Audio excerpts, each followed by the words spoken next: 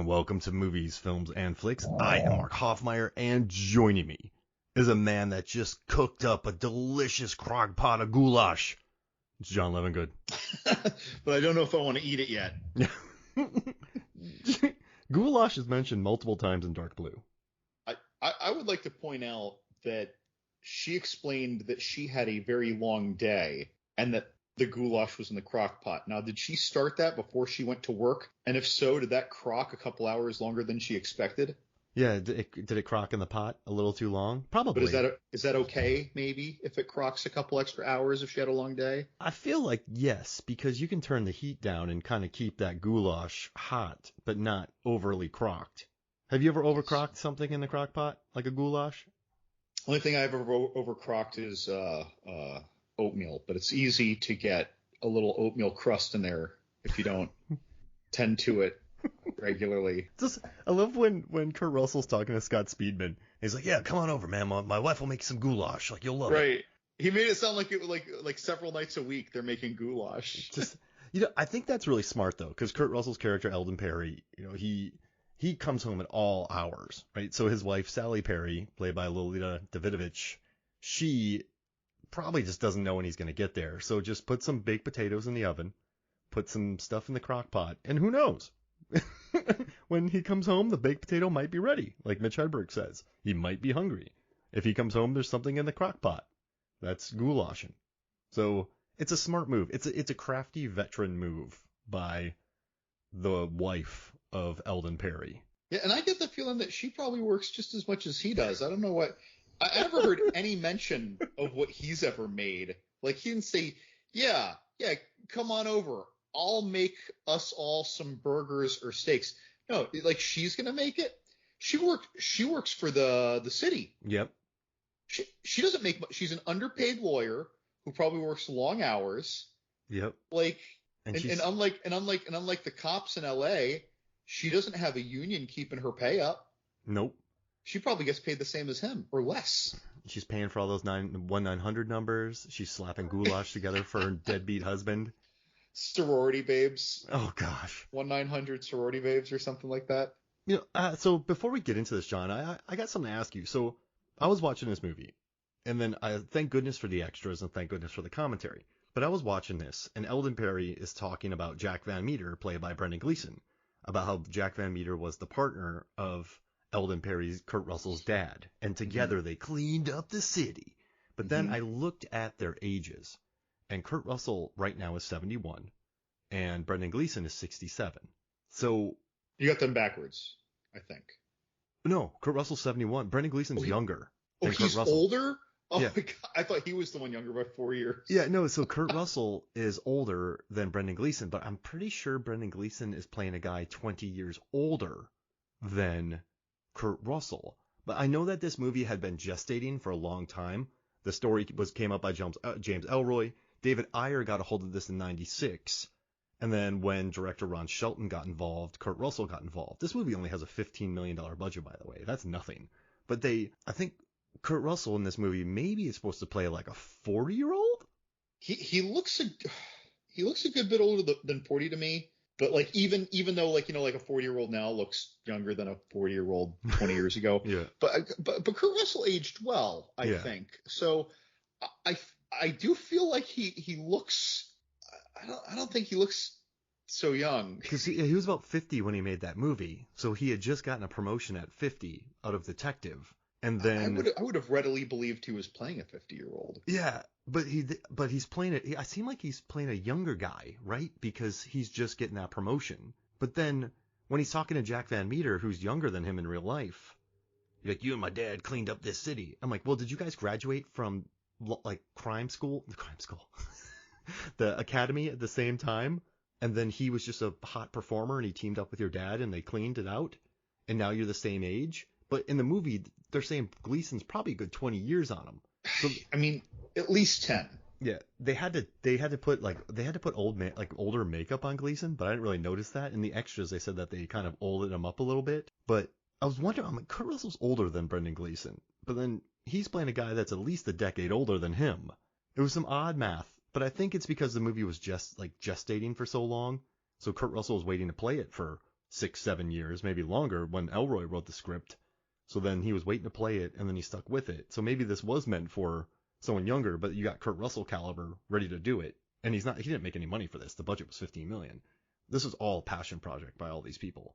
And so I just thought that was interesting, John, because I'm like, wait, what's the math here? Yeah, it's because like I could come up with some what I'll call partial story patches, but I don't think they do the whole thing. Like, what if Brendan Gleeson was partnered with Kurt Russell's dad when Brendan Gleeson was a rookie, and they were partners for 10 years, or even 15 years, and they overlapped with Kurt Russell for 5 years, but Brendan Gleeson was always, many echelons above him with his dad. So they've been in the police force for what? Since how long is Kurt? Like, he's 30 years? When can you join the police academy? When you're 21? And I was thinking about this, and I can't remember the line, and maybe I don't know if I'm confusing this line with a different person, but when they said, you made lieutenant, you're going to be at this commencement sheet thing, he's like, oh, get the hell out of here. He's like, no, really, you made lieutenant. He's like, it's about goddamn time. And I swear to God, I think he says it only took 16 years. Oh. I think that he actually says that. Don't quote me, folks. I'm not saying it's absolute, but that rattled in my head after I had watched the movie when you had sent me a message about their ages. I really thought that he said it took 16 years. But then I wonder, one quick line of dialogue, and 10 years with the LA County Sheriff's Department, right? Like, give me something like that, Yeah, because it only took 16 years from when you started as a recruit to when you became that? Or does it mean from when you became a detective? I might be misremembering this, but I really feel like he said 16 years. So maybe he was a beat cop for several years and he becomes a detective. Or maybe he was a detective for 16 years. Maybe, I guess that it could have meant that too, I suppose. So, all right, so let's say he becomes he's bred to be a cop. So at 21 he becomes a cop, right? 21, 22. Makes detective by the time he's 28 or 30 if he's a real hotshot. So then he's like 16 40. years, he's 46. All right, that works. What do you think of that? Yeah, what do you think of that? There we go. That makes we'll go sense. With that. But then how old is Brendan Gleeson in this? 50? Not 4 years younger than Kurt Russell. But it was just a funny thought. And then I just love that Kurt Russell kind of was annoyed. They're like, why'd you bring in a guy that's younger than me who's playing a guy that's older than me? So then they had to put makeup on him. No, I mean, to be fair, though, I absolutely thought Brendan Gleeson was older than him. Like, it never would have occurred. Like, even when I just confused it here. When you brought up those numbers, I thought you had them backwards. I assumed that Brendan Gleeson was only 4 years older instead of 4 years younger. That is an 8-year deficit right there of my expectations. Yeah, I could have sworn they were the same age. I mean, old Blue Eyes, he stays pretty I don't know, I guess svelte into his 70s, but yeah, that was kind of a shock for me. And also, John, I'm really glad that we're covering this movie now. Total accident, but we're kind of in award season. We're in Golden Globes, we're in the Oscars, we're in Critics Awards. I don't know if you remember when this movie came out in 2002, but you had Ron Shelton, right? Who, I mean, the guy made Bull Durham. The guy made White Man Can't Jump. He was a big name. Like Tin Cup, he directed. Like Bad Boys 2, he wrote the story for, which makes me laugh. Hollywood Homicide, he directed it. Like Play It to the Bone. The guy had he wrote Blue Chips.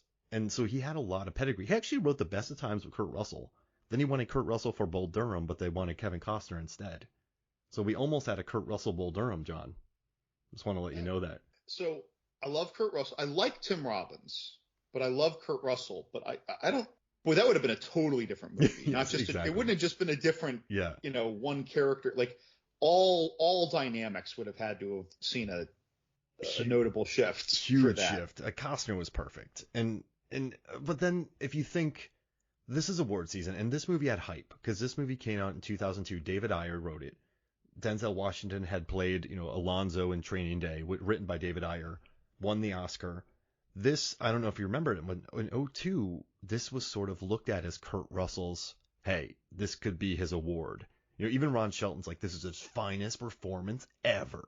And this was a movie that was supposed to get Kurt Russell his Oscar nomination. Like the closest he's come to like a major award, he got a Golden Globes nomination in '84 as a best performance in a supporting role for Silkwood.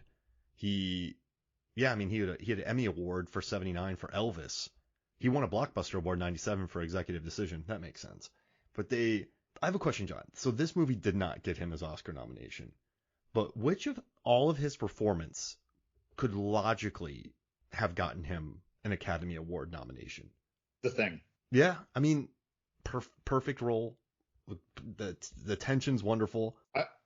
I think what would limit him from The Thing, and we're not going to even play into the fact that it was a horror movie or that it wasn't critically received well. Let's say if it was critically received well and horror movies didn't get a bad rap for Oscars, I still think it would have been tough because he was a part of such a big ensemble. Yeah. And so many people did their parts very well. And he was with a lot of strong, very experienced actors when he wasn't one necessarily. Experienced, I should say. He was strong, though. But like when I think of his most, I don't know, rattling, like deep in the chest or impactful performance, that isn't silly. That's what sticks out to me. Yeah, I mean, and I think Tombstone as well. If you think about Tombstone, oh like, gosh, no, you know what? I feel like I should have. No, that you're right. That.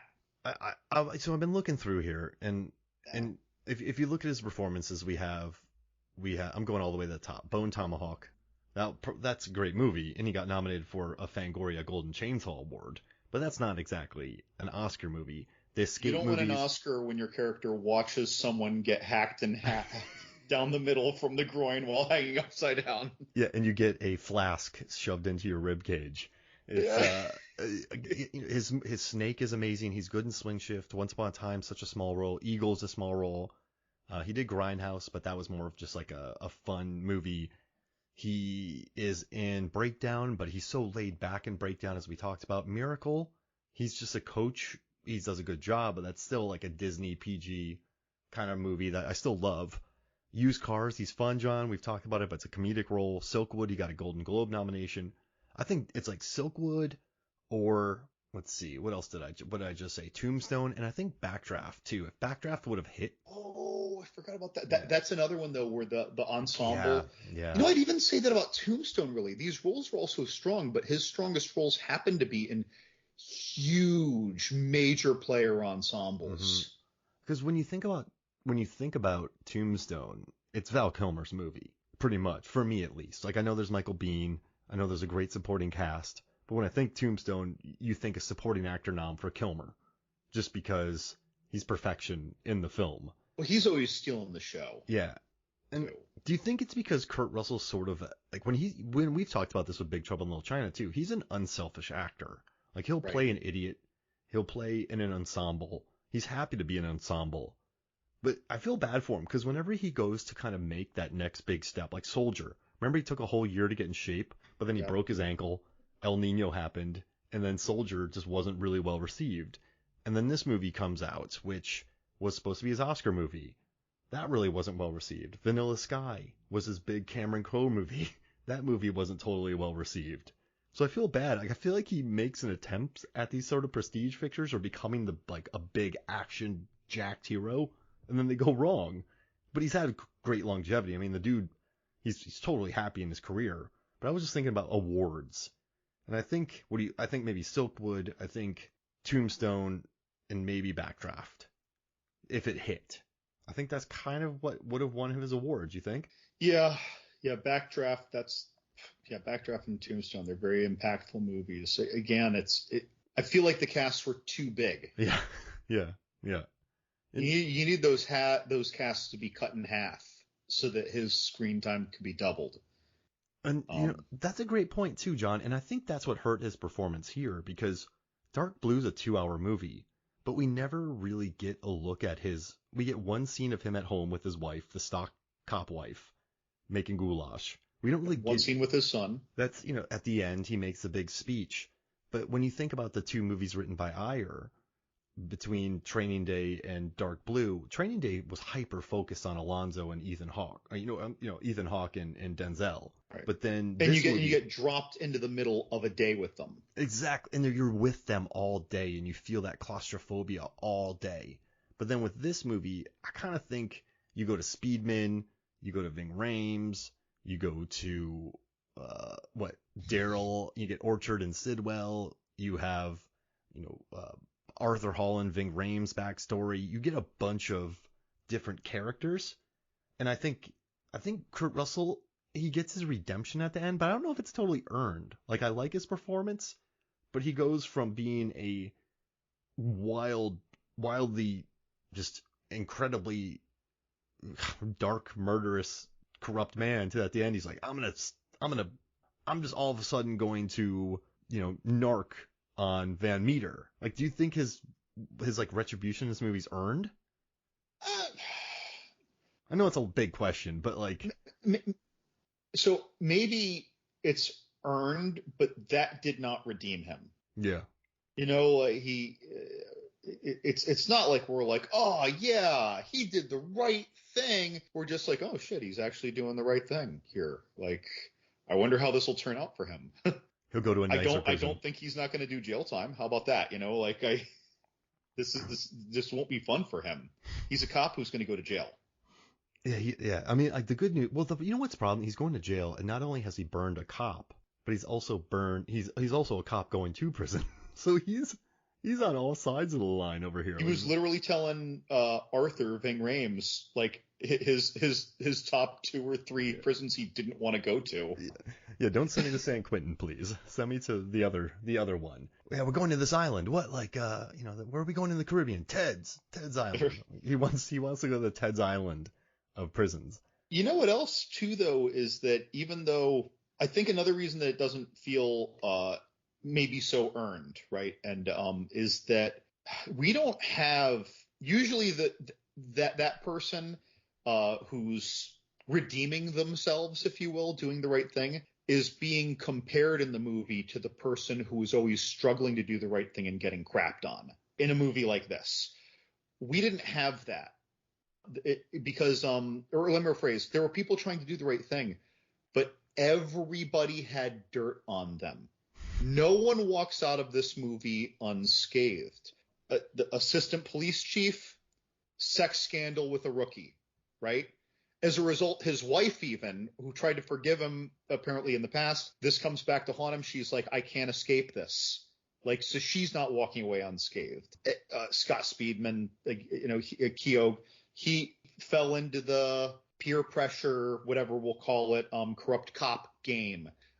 No one in this is clean. The only people in this who might be clean don't have stories that we know. Mm-hmm. Yeah, know what I mean? Yeah. I mean, who does come out of this clean? I mean, because even his wife, well, we can probably understand that she hasn't been treated well in this marriage for a long time. She was cheating on him. Yeah. So nobody in this movie is really your moral compass. And that's not in the sense of, oh, well, in reality, we're all flawed. No, in the reality of this movie, every major player is very flawed. And that's a great point that you say that, John, because in his interviews, David Ayer was saying that he wanted to make this movie more of about the corruption of the entire system, not about an individual character. So when you watch Training Day, it's about Alonzo Harris. Like, that's Alonzo Harris's journey. This one's more about the corruption of the system. And so he tried to show that from ground up. With everyone is looking for angles. Everyone's kind of looking for power. You know who the one person who might have gotten out of this is Dina Schultz, the one person who signs the warrant, or the woman who has one scene. Yeah, and she was. They said she was with the football team, and she's married to a CEO. She's on The Marvelous Miss Maisel. She's the mom. But I think that all is gone now, probably, because Meter's gone, Kurt Russell's gone, that whole crew is gone. So then maybe she's free of that now. Well, she's free of it, but she only signed that warrant because they had dirt on her. Yeah, exactly. You know what I mean? So again, even then, it's not just that they muscled her; they had dirt on her. Mm-hmm. That was kind of the most fun, don't you think? Was watching them go from different judges to people and like, I have dirt on you. I'm going to use this. I'm going to use this. Give me that. I'll take care of that. Oh, you know what? We got 2 dirtbag perps that match what the wit. I like how there's like wits, there's Vicks, there's perps in this movie. No one says the full name. Probably probably shop talk, but they I like the day to day at least, and I like the little scenes in this movie where Kurt Russell's like, hey, you want some whiskey? And he looks at his watch. He's like, no, I'll have some coffee. Like he's not totally a bourbon brother yet. So I appreciate the little bits and like the sort of the police work in it. But you could tell that this movie was originally much bigger, and then Ayer had to come in and like cut down a ton of stuff and combine a bunch of things. So I don't know, this movie was fun to watch, but it never feels, I don't know, man, it never gives you that punch. Did you ever feel that punch of this movie? No, I always get nervous, even though I've seen the movie several times, when the riots are breaking out. Mm-hmm. I'm nervous for everybody, Mm-hmm. when that happens. And, but it's just a good tense thing. And, we're watching this thing now, we're watching this movie 20 years later about events that were 25 years ago that we're very familiar with, Mm-hmm. or more than 25 years ago that we're very familiar with.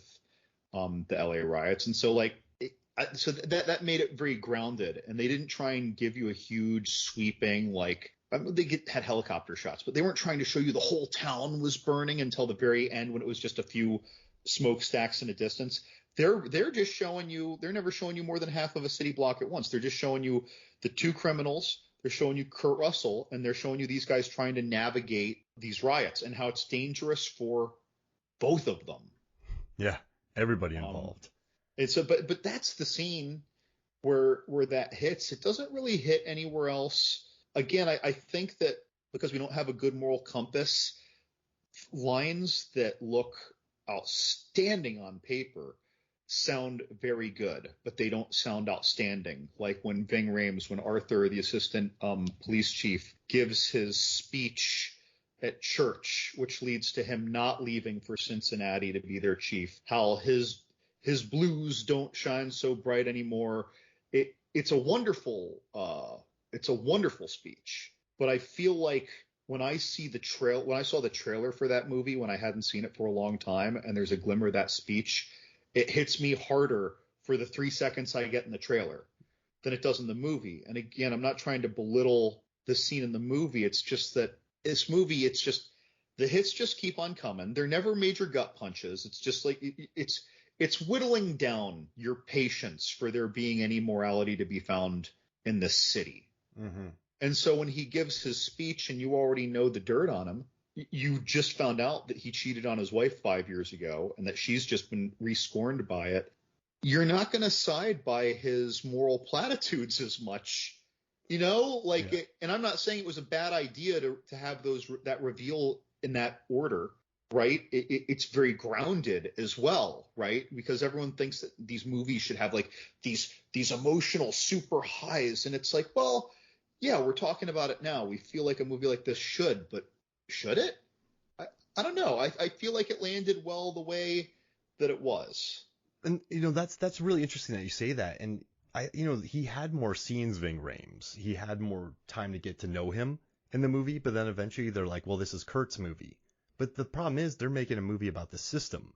So this isn't like a Traffic where there's tons of different stories. They were going to make a movie with all these characters, but then they pared down a lot of it because it's Kurt's movie. So you have Ving Rhames, and he's doing a fine job in this movie, but they cut out a lot of his stuff because they're like, oh, well, it's Kurt's movie. So his big speech is probably hindered because you don't get to see the scenes before that where he's talking to the people in Ohio. So it's kind of, I think some of the, like you're saying, there's not huge emotional gut punches to this, but I do think his speech rings a little hollow because they cut his other scenes, and this is a movie about Kurt, if that makes sense. It felt a little superfluous, but I understand, though, that they didn't want to make another Training Day. You don't need Kurt Russell running around in a car with Scott Speedman talking about stuff all day, like after Training Day. So I think they tried something different, but also, too, I think they only had $15 million for this movie. That's not a lot. That's why there was only one stripper in that strip club. They could only pay one girl, one extra for nudity that day. I was watching the behind the scenes, and they were really sweating on how to make production design in this movie. They were like, they couldn't build sets. They're like, well, we got to go shoot in locations. So like they shot in about 40 some days, and he said they only had 4 weeks of prep for this movie because it happened so fast. But you kind of feel the strain a little bit. But I'm not saying we're talking about this movie to hate on it. I love exploring this because this was supposed to be Kurt Russell's role. This was supposed to be his Oscar breakout. But I think it got a little hindered by the budget and then kind of the paring back of the epic script, and they really knocked it back that Ayer wrote. Like, he rewrote the script. But I don't know. I just thought that was kind of interesting, I guess. Yeah, if I'm thinking though, yeah, it's a big cast, but it's not a big cast like Tombstone, and No. it's not a big cast like The Thing, and it's not a big cast like, oh, forgive me, why can't I think of the third that we were talking about where he gave a great performance? Backdraft. Backdraft. This cast is not that stacked, Mm-hmm. right? It's a good cast, but it's not that stacked. And in this, when I think about it, I don't remember a lot of Scott Speedman lines. I remember some, but he didn't have the good lines. No. And Ving Rhames had his great speech. That's about it for, lines that were being given to him to shine. Brendan Gleeson had quite a few. And then Kurt Russell had, I don't know if it was comparable or more. Maybe Kurt Russell just had more screen time. I'm not sure. But those two, they had all the great lines, in my opinion, all the great moments, all the great looks. Brendan Gleeson visiting his two informant/murderers in their house, and as he's talking to them, scolding them for screwing up as far as he was concerned, he's reaching down to check the pulse of the woman, and then he looks right at him before he goes, and he says, "Your whore is dead. Take her, or take her out with the trash too." Yeah. Actually, wait, I wrote that down. What did he say? "Your whore is dead. Dump her too." It was just that abrupt. Like he was telling a kid that you're grounded, but first take out the damn trash. It was like that. Like he was just pissed at him.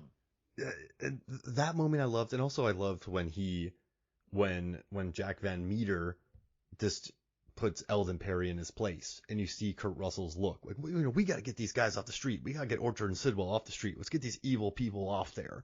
And then he's like, "No, you do what I say. You're muscle. You're nothing more. Like, be a good guard dog." And then he goes to walk away and makes him sit down again. Like, I wish this would have been a little bit more Kurt Russell sort of. We don't see much panicked Kurt Russell in cinema, do we? Like, where he is just falling to pieces, if that makes sense. Just breakdown is all that immediately comes to mind. Yeah, and like even in that one, he's falling apart, but it's more like a dude out of place looking for his wife. This one could be more of just like a bad man whose life is imploding, and slowly the noose is being pulled around his neck. That'd have been cool. Like him in the hotel, him trying to figure it out, him figuring out the setup. I would have loved to have seen Kurt maybe flex his muscles a little bit more, because I think he could do a good freak out. Kurt Russell, we don't see him do too many freak outs in cinema, so it might have been fun to watch this terrible man slowly unravel, I guess, without the kind of redemption arc at the end. I don't know what we'd cut though to put that in, so to make that work, I feel like now we're making it a 2.5 hour movie. No, you're right. I mean, what could you cut? I don't feel like there's a lot of fat. I mean, I feel like you'd be cutting. You know what you'd cut? You'd cut almost all the stuff that made Mr. Kim a criminal. Yeah, that's true. And then the money that they stole was just his savings, and then you cut like 15 minutes right there. Yeah, there we go. Yeah, because then they go to the club, they drive around. There's all the fighting in the alley. Mm-hmm. They're Yeah, but this is an odd one, John. I'm really happy that 5 or 10 minutes. I'm happy we watched it though, man, because it is fun. Like I feel like what I enjoy about this thing is there's a lot of different Kurt Russells that we've experienced. Like Executive Decision Kurt Russell is much different than Dark Blue Kurt Russell, who's much different from Used Cars Kurt Russell. The guy has a lot of Kurt Russells in his pocket. You can always tell he's Kurt Russell. He's always got a Kurt Russell up his sleeve. Yeah, doesn't he? It's always a different. I feel like you're always watching Kurt Russell, but there's always it's always a different Kurt Russell, if that makes sense. Sure. It's a weird thing to say, but yeah, Used Cars, he's so braggadocious and he's kind of an idiot. This one, he's really just kind of a sad, corrupt man whose dad and grandpappy kind of raised him to be this killer, if that makes sense. Well, and that's just it. He's been doing it just as the way, so he doesn't even. It's like he doesn't register that it's wrong. It's just you need to do it in a way that you don't get caught. But like he's good at that, right? Like he can go threaten you and you still, I don't know. He's kind of a hero in the Force, is he not? People like him, or do they know that he's bad news? You know, I don't think we see. That's just it. We don't see a lot of minor character complementing the major characters. Mm-mm. It's really just the major characters. The minor characters just come down to Arthur saying, you know, I can't remember the officer's name. Cuff him. Yeah. And then It's like, that, for real? I said cuff him, and that's it. That's all we get. Like there's not much. mm-mm. It's like that. The young woman who is the DA who produces Michael the warrant, yeah. and then the judge who signs the warrant. That was actually kind of funny. Mm-hmm. I kind of liked the total phoning that in. He's enjoying his cocktail. You know, Kurt Russell has a history of bothering him. He just wants to cover his ass, and he's like, okay, and this is yeah, this is totally gonna hold up. Absolutely, we got him. You know, because it's gonna come back at him if he signs some weak unwarranted warrant. Mm-hmm. And so like, and then okay, great, yeah, say hi to the kids. All right, great. And then he's just back to his cocktail, which he never set down, by the way. Like, but those are kind of like the extents of our, and of course Mr. Kim. But Mm-hmm. these people all get, you know, like 2 or 3 minutes.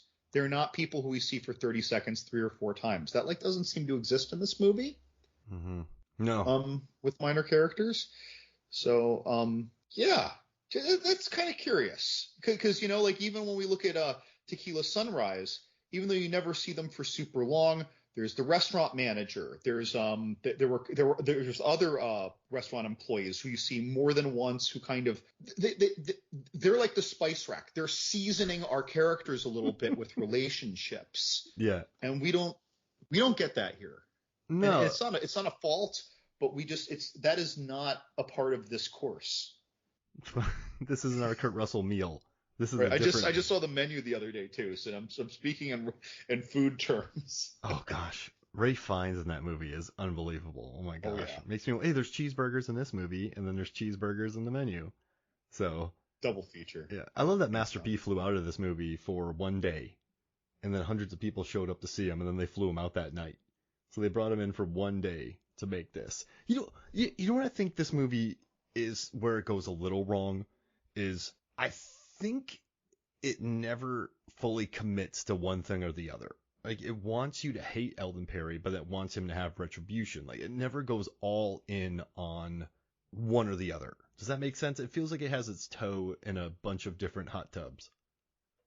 Sure. I mean, we see that Arthur has his skeletons in his closet, but his wife stands by him still after it, even though she's going to leave. So like no one's getting burned hard during this movie. Mm-hmm. Except Keogh dies, but that aside, he dies horribly. Yeah, he gets cut in half. Isn't that what he said? He's cut in half. But yeah, like if anyone's going to get really burned, it's after the events of this movie. That'd be an interesting movie. The court case with Van Meter. And just with everything else that's going on with everybody, like in the following like 6 months. Yeah, like Eldon Perry in jail. Let's do that movie. Poor guy. Yeah. It'll take him that long to get there. Yeah. He's just gonna be trying to appeal somehow the whole time. Well, his wife is getting him a good lawyer, so that's good. But no, man, I gotta say, like this, where do you think this falls in regards to Kurt Russell performances that we've talked so many of them? Where does this fall? Is this like upper echelon? Or is this sort of in the middle? Is this What if I was to say that its quality is in the middle, but its impact it's ephemeral? Because in a year, if you ask me to think of like 20 high impact Kurt Russell characters, I'm not going to think of this. No. But if you ask me next week, I might. You know what I mean? Like, mm-hmm. So it's like you see it. It's like a lot of Oscar contending movies, actually, right? We've talked about this. You watch it and it's really, really impressive, and you're not necessarily itching to watch it again, possibly ever. And you kind of forget the specifics. You just remember, oh yeah, Anthony Hopkins was great in The Remains of the Day. Like it's. Yeah, you don't really think about the remains of the day that much, even though he's great. No. I think that anyone listening just thought of the remains of the day for the first time in 10 or 20 years when I just said it. And then yeah, it's yeah, this is not one of his, because you know what I think the best Russell role is, where his like, we love Breakdown, but that's not one we talk about much because he's so late. I think the ones are the Snake Plisskens, the Jack Burtons, the, I mean, Hateful Eights, where he's very braggadocious, right? Where he can let loose a little bit. The Tombstone, no, like even Tango and Cash when he's like, yeah, I'm a cool cop with another cool cop, and they're pretty much the same. But I think those are right. I think that's kind of it. Like it's like Silkwood. He's good in it, but I don't really think about that movie too much. So it's more about the genre pictures he's in. I would say are the most memorable because he works well in genre. Like a movie where he basically has like, two lines. Snake, Plissken, and then Soldier. Yeah, where he protects the little kid from snakes, and then he fights Jason Lee. That's a good final fight right there. That's a really wonderful one. But I mean, I know we're not giving this movie too much love, but I just think it just maybe it could have benefited from another 15 million in its budget. Maybe it could have benefited with another rewrite. Maybe it could have benefited with 15 more days of shooting. Do you think? Do you think that they jumped at the chance to make this, but it's not? I'm going to come back to, are we making this movie even longer, or are we cutting things? I do think that going to Mr. Kim's club is the most. No, I'm not calling it worthless, but it would be the most worthless. It is the least value added thing. And you know why it adds no value? David Ayer even said it. He's like, when you make a cop movie, you got to have a strip club. So we just added one. Like, they don't even need it. But they're like, well, since cop movies do it, you need one. That's what he said. Not that it's organic to the story. We just need one. And he gave a story-based reason for them to go to one. Yeah. And then, but like, it's not organic to the plot because you're like, well, we need one. So let's just get him there and then have him go. And he does toss that bartender over the bar pretty good. That poor guy. But yeah, I mean, that scene, I don't even remember. There's not, what's interesting? There's no, when you think about Escape from LA, I always think about the basketball scene. I always think about the surfing scene. When you think about Escape from New York, you have the big fight. You have Donald Pleasance's performance. When you think about Big Trouble in Little China, I just think about the whole thing. In Tombstone, you have the no. This one, there's no moments. There's no basketball scenes. There's nothing, it's so grounded that there's no absurdity, or there's no, King Kong has nothing on me. Like, there's no going big. I think a little bit to their detriment is they tried too much to make this too grounded. But then that affected the overall it doesn't make it memorable. Yeah, like one of the most appalling things that happens in this movie is when he says, shoot him right now. He's got a gun. He's like, I don't have a gun. And then Kurt Russell tosses the gun in front of him and says, there, see, he's got a gun. Shoot him. But he did it like it was a Tuesday, and he did this also last Thursday. Like that was not the first, second, or third time he's done that. And he did a great job of showing us that it wasn't the first, second, or third time that he's done that. But again, it makes it, then you look at Speedman's face, shocked for a second, and we're back in the moment. Kurt Russell yelling, shoot him, come on, let's go. Yeah, it never hits. Remember when Ethan Hawke takes the drugs on Training Day? Dude. And then Alonzo's like, I got you. Like, I still feel that. Like, I still feel when they go into that house. And like, there are so many scenes in that movie, though. That movie hits you in the face with a 2x4 like 8 times. Because, it lets you live in their world. Yeah. You're there with them. And, yeah, I mean, that's where that dynamic came from. So, yeah, I think you're right, though. You have the good guy and you have the bad guy in that case in Training Day. This one, it's just not, I don't know. It's an odd movie, but it was made by, Ron Shelton, that guy, he directed White Man Can't Jump. He directed Bull Durham, like Play It to the Bone. This is a guy who knows how to make movies. And David Ayer at the time, he'd been writing since 96. He was a script doctor on U-571. He was a script doctor on The Fast and the Furious. So he knew how to write at the time. I'm telling you, man, they didn't want to make Russell's character too evil, so they gave him a redemption arc. And then they just kind of wanted to be like, the system's bad, but also it's not all of the system. There are good people in the system. So you don't have to say everyone's all evil in a movie, but I think when you're trying to say that everything is gray, you kind of miss a few things, if that makes sense. Like, yes, there's good and there's bad. There's bad and there's good. There's, like, guys, you think in both areas, but it never fully commits to that. So then it just sort of plays like Dark Blue. Yeah, it's very its goal is not to shock us with the corruption. Its goal is just to tell us its story. Yeah. And I think most of these 80s, 90s cop movies with corrupt cops, the goal is to shock you with the injustice, with the insidious moral bankruptcy, with the selfishness or greed or, just above the law nonsense. And again, this movie is just like, nope, that is a given. Mm-hmm. Right? When you watch Willow, they don't stop and say, this isn't actually Earth. This is somewhere else. No, you just know you're in some fantasy world and it's a given. So, like, that's what they're doing here. They're just like, yep, this is the world. Here are your cops. Yeah. And here they are from a Tuesday to the following Tuesday. Go. And then throwing guns. I mean, yeah, on a Thursday. And when Kurt Russell is outing him, Brendan Gleeson, now, of course, he's trying to keep his cool, right, as the chief. But you don't even see him like stewing inside. He's just like, okay, that's enough. Like, yeah, and we're giving this drunk an upgrade to a promotion to lieutenant, even though he's a complete drunk. So yeah, so again, like nothing is played for a shock.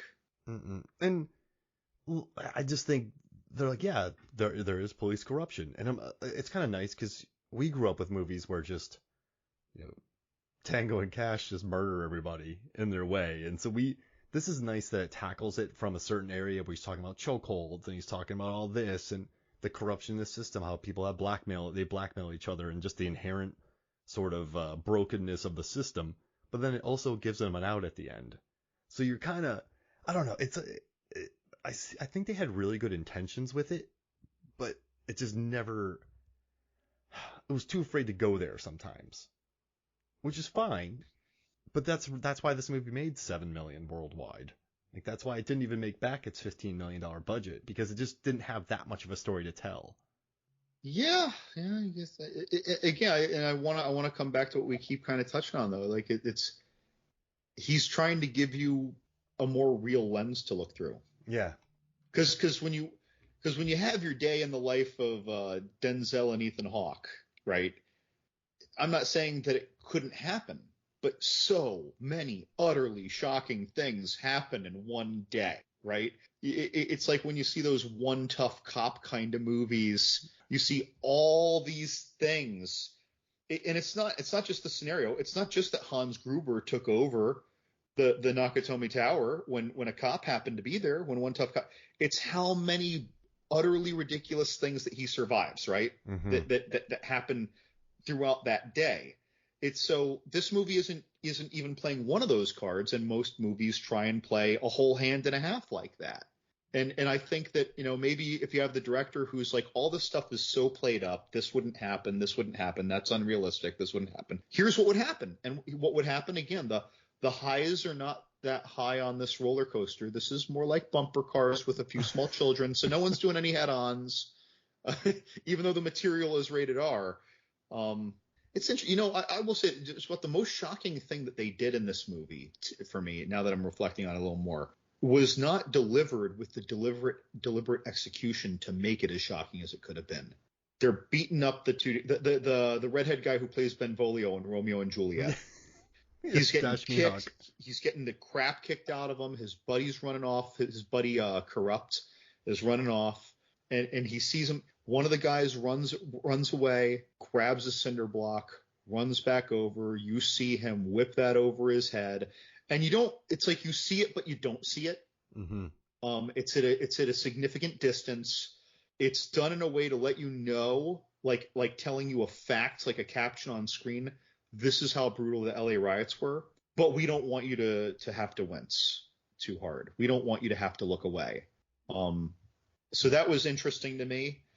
Yeah, like you don't see his head smashing like a watermelon, Dash Mihawks. And also the right. guy who's getting killed is a straight up a serial killer. So you're like, whatever, serial killer's getting killed during this thing. It's not that bad. But I will say, I do like Yeah, that. but I have a feeling the people killing him just Didn't saw a know white that. guy. Yeah. Oh, absolutely. And Like, and also though, I do like the shooting board in the beginning. If you had a time machine, like that, how fluffy that is. I like right. where Speedman has to re-record his confession, where they just rewind it and go over that again. It's little touches like that feel very authentic, and that's had Mhm. to have happened before in like a corrupt Well, system. and then of course a lot of these guys have each other's backs normally. And bear in mind, you could have a situation where the world saw that this was as justifiable as a shooting as anyone could ever see, but you're still going to have that thing. And then afterwards, you come up and it's a rookie and he's never had to deal with this shit. And yeah, they've got whiskey waiting for him right after he walks out.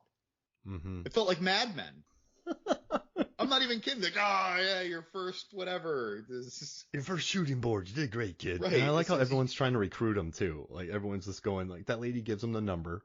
Everywhere he goes, like, oh, we want you. No, I'm good. And then remember he goes to SWAT. You want to join us? He's like, no, I'm good.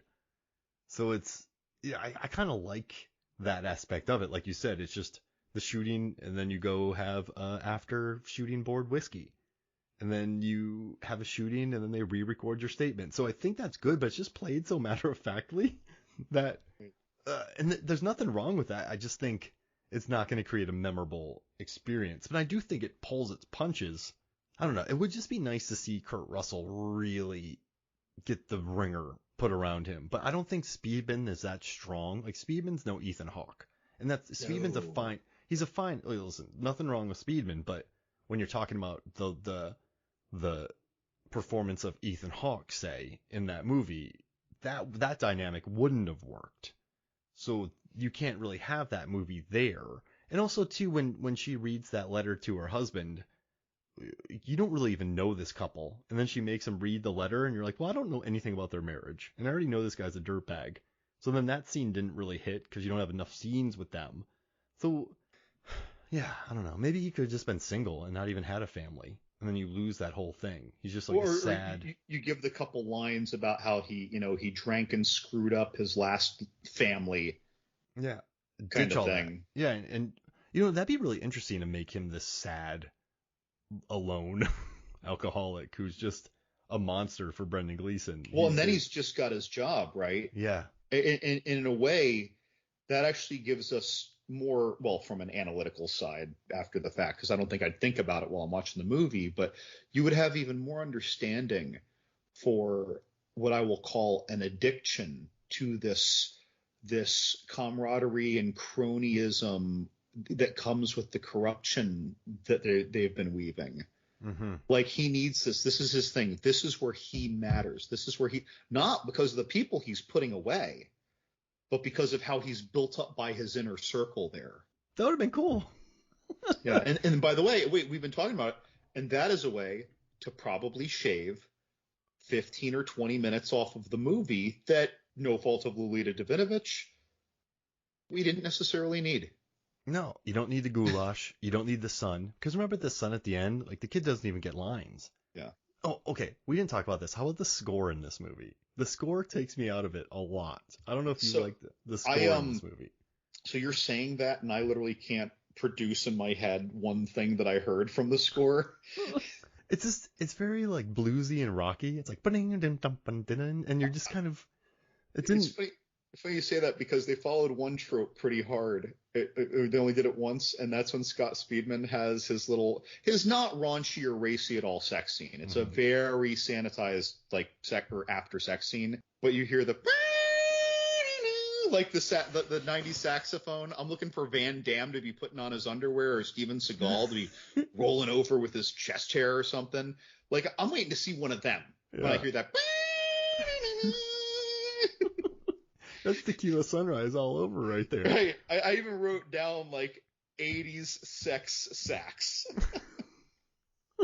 That was a thing. That's a real thing right there. Like, I wonder if they had him on set. They obviously didn't, but that would have been amazing if they had a saxophonist on set, just right in the corner next to the boom up, just blasting on the saxophone. Cue the sex sax. Like, and the guy plays for 30 seconds. He's like, I've never played longer than that. You only asked me to play for 30 seconds. You know, another thing about this movie, and again, like, it's not meant to be a criticism. I'm only realizing this as we talk about it. It wasn't something I felt like I realized as I'm watching. So, like, 70s, 80s, 90s cop movies. Cops are always roughing people up that they don't need to be roughing up, right? And whatever, that we can say that maybe the farther back you go in time, the more accepted or normal that was, and or the more accepted or normal that was for us to have as our machismo on screen, or one, both, little column A, little column B, whatever. But like, a lot of times when you see that roughing up, it's intense. It's more aggressive emotionally. It's more aggressive physically. It's more aggressive in terms of the kinds of threats that are laid down and resistance that is met. And even when it's casual, even when it's expected, in this, it was so casual, and it ended in a burger, Yeah. which I kind of enjoyed. Like, he was fair. Like, look, yeah, I gave you a hard time. I gave you all this shit, man. Like, you gave me what I want. What do you want? It's like, what do I want? What do you mean, what do I want? I want a burger. He's like, I go for a burger. And but of course, you're preserving your kind of informant for the future. But you might need to rough up your informant to get what you need out of them, because they're at risk sometimes to share this information. Sure, but again, like the whole cops roughing people up, though, we see it all the time in these movies. And I literally reflected. I look at Sarah, my girlfriend, before I walk into the room to record with you. I'm like, is it just me, or does like every 70s, 80s, and at least early 90s cop movie have just every cop, your protagonist, they're roughing people up left and right, and probably when they don't even have to? She's like, oh yeah. Like, I'm like, it's not just me. Like, it's not just the Schwarzenegger movies and Stallone movies that I watch. It's just, no, that was totally a thing that we saw all the time on television. So it's like all this one tough cop and that's one good cop kind of went hand in hand with the guy who does whatever he has to get things done, and things that were always illegal, but now much more punished. Mm-hmm. I think would be the fair way to put that. And in this movie, that's happening, and I never thought of that as one of the shitty things that they were doing. Yeah, no, because it wasn't intense. It wasn't so brutal, I guess. I think they just had one day to shoot it, so they couldn't do much to Master P, so they just had him in the car. You didn't even see Scott Stevens' coverage on that because they had no time for it. So they cut him out of that scene. So yeah, it's just, they had to go to the strip club. They had to rough up the informant. But they're not. None of them. They beat the crap out of the guy, but they knew he was a part of the criminal operation there. Yeah. He when he shows up to work, he's actively a part of this. This whole place is a front. Like, it's a little, I view that a little differently. But yes, that was violent. But even still, like, they weren't like cracking out his teeth with the butt of a gun. Like, I feel like that's what you normally see, even if they don't show a tooth come, or you see him spit out blood. Well, look at Narc. Look how far that went. Oh, was that Ray Liotta? Yeah, that movie went there. I was like, you had that Training Day and then Dark Blue that doesn't pull, that pulls its punches a lot. And once again, I'm not hating on it. I just think they had 4 weeks to prep for this movie, 40 days to shoot it, and $15 million. So I think they just were happy to get it done. Does that make, like, do you know what I mean? Like, I agree with you, but I'm also sticking to the hypothesis of, I think this is how it would really happen. No, and that's a great point. And Ayer has said that too. I just think it hurt the overall memorability of the movie, which right. He's de-cinematifying it. Mm-hmm. And listen, I like it. I like the journey. It's just kind of interesting watching this decision on screen, because you and I go see this movie and we walk out of Dark Blue and you're like, how was it? Yeah, it was all right. Should I go see it? Just wait for video.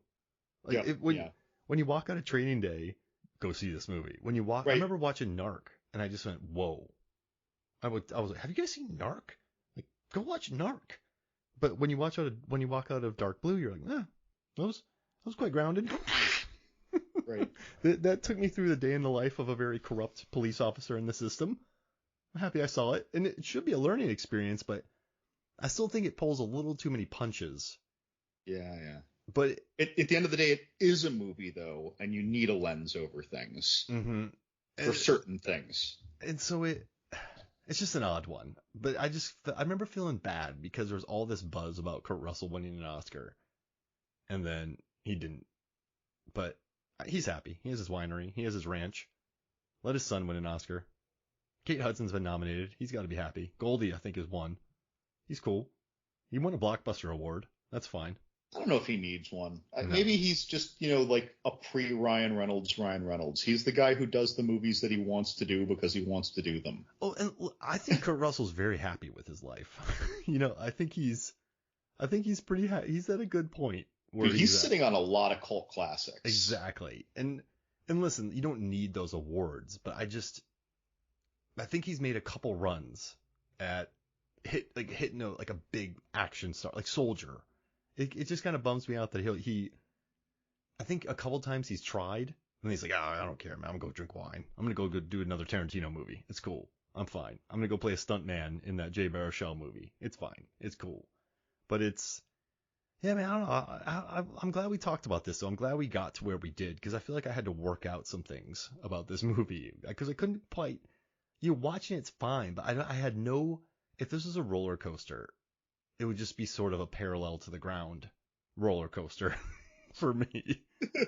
It's like there's no up, you're going up and you're like, oh my gosh, and then you drop down and you're like, and then there's a turn and then it flips you, then it does that stuff. Like this one's just a nice train ride, and there's no Seagal fighting villains on it. There's no Chris Pine trying to stop it. It's just a smooth train. It's a bullet train. Yeah, and however many times we watch our Tangos and Cash or, whatever cop movie, even The Last Stand comes to mind. But there's so many scenes where no matter how many times I see like an 80s cop movie or a Beverly Hills cop movie, for example, in 48 Hours, where I go, whoa, or you're just sitting there, you're chopping vegetables, you're making lunch or you're making tacos, you're chopping vegetables, TV's on, you're looking over to the living room because that scene's coming. Mm-hmm. And you're gonna stop what you're doing for that scene.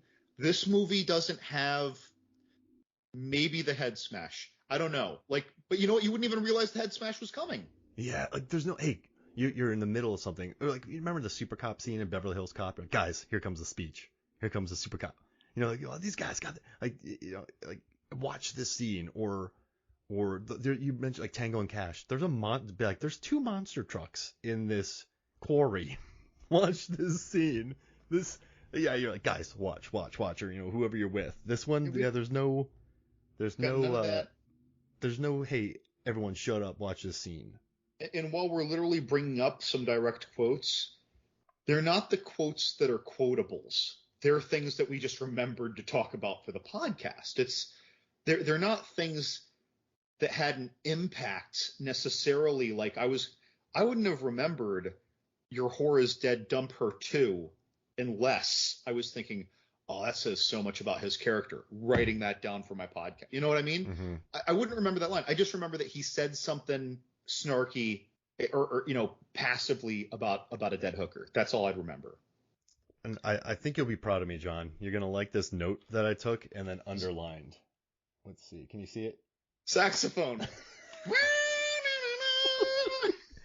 I underlined very few lines because those are the ones I really want to talk about. But yeah, I do have saxophone underlined here. So next to my note about the 80s sex sax, you will see I ask the question. Wait, can I find it? You see the question? Wait, I gotta move my MP3 Skype recorder. Yeah. Where's Seagal? uh, More importantly, where's Kelly LeBrock? Yeah. Okay, how about we do this? Let's do a 2000. Since this came out in 2002, I rarely think about 2002 movies. So would you indulge me in doing a 2002 movie draft? As always, I'll let you have first pick. Let's say Cabin Fever. Oh, man, when she starts shaving herself. Dude. I'm going to take the 25th Hour. Oh, yeah. Gotta have some Spike Lee in there. What's your next one? Reign of Fire. Oh, I'm gonna do Eight-Legged Freaks. Oh, okay. All right. Was boy, I'm seeing this on a list, but I don't. Boy, I didn't realize it was that. Dog Soldiers. That was 2002. Yeah, I mean, I think so because Descent was probably 2005, 2006. Okay, I don't know why. I thought it was like more like 99 or 2000. Because sometimes they post like release in a different, country. But all right, I'm going to take Dog Soldiers. Oh, that's a good one. That's a really good one. All right, well then I will take Adaptation because that's one of my all-time favorite Nick Cage Oh, Nick performances. Cage. Yeah. Okay. You know that. You know I got to do my Cage. All right, so you have Cabin Fever, Reign of Fire, and Dog Soldiers. What's your fourth pick? Ooh. Is this right? Oh, there's a good one. Catch Me If You Can. Oh, that's a really good one. Uh, that's a really good one. I'm gonna do Bubba Hotep. Okay. We're doing some hard genre mixing here. Like at first people were like, "Oh, John's just going to do weird genre shit." No, Catch Me If You Can. Got to mix it up. That threw me off too. You caught me off guard on that one. I like it. Well, okay, but now spoiler alert, we're just going to go back to what we expect from you. I'm going to take The Ring. Ooh, The Ring.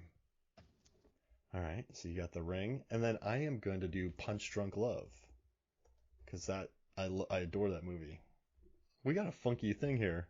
All right, so we have, let's see. If I had one more pick, it would have been Halloween Resurrection or Resident Evil. All right, well, let's do 6. Who cares? No, it's okay. It's honestly both of them are well below all my other 5 picks.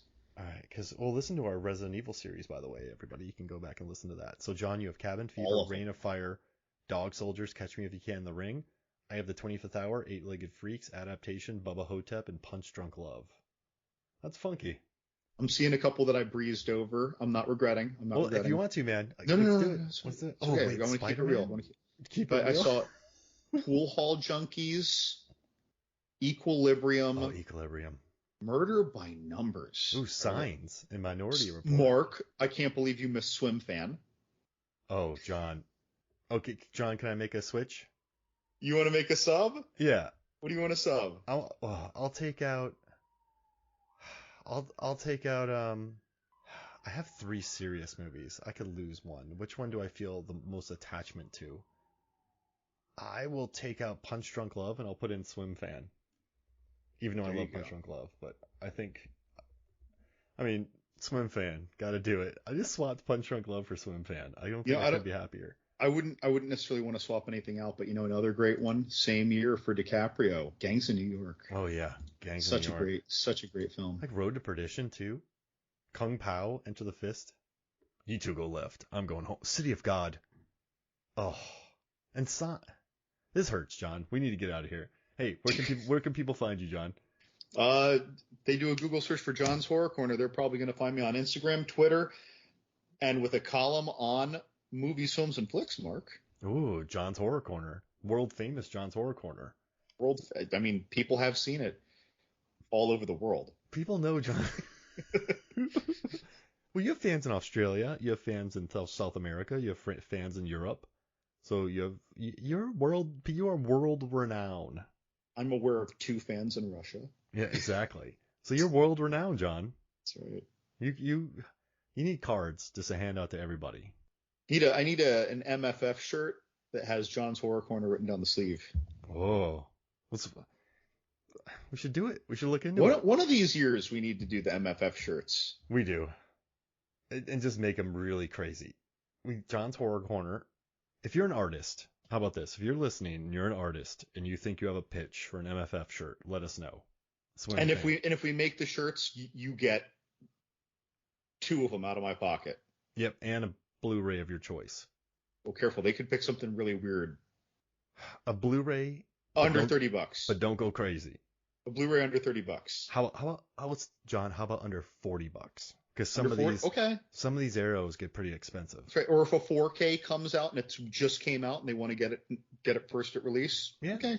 Some $36 new Spider-Man movie kind of thing. I'll get that for you. Because you're not going crazy there. You're not like, I want this ultra rare edition of Top Gun VHS cassette that sells for $1,000. I want, we'll buy a 4K. We'll get you a 4K and some shirts. And any other merch that comes out, you get a copy. Okay, so we need a Movies, Films, and Flicks design. We're going to need the Movies, Films, and Flicks logo. We're going to need some kind of illustration on the back. On the back? Or on the arm? I have no clue. For a long sleeve shirt. You know what? It's their choice. If it's whatever the article of clothing is. Yeah, whatever you think. But it's not a jean jacket, okay? We don't have enough demand for jean jackets. And if you make a jean jacket with MFF patches, whoa, John. Could do some patches. Stickers. We should do MFF stickers. That'd be cheaper. Hey, we have MFF stickers. You can put them on your computers, your bottles, your Yeti coolers. MFF temporary tattoos. MFF permanent tattoos. You can get MFF on your knuckles. And John's then lower corner on your butt. Yeah. Wait, you're saying what on the knuckles? Like MFF and then JHC. Yeah, so you can showcase your knucks. Oh, man. But hey, this is wonderful, John. Thank you so much for joining me, man. Yeah, anytime. All right, so for me, Mark Hoffmeyer, for John Levingood, this is Movies, Films, and Flicks. We'll see you next week. Yeah, We really do need shirts.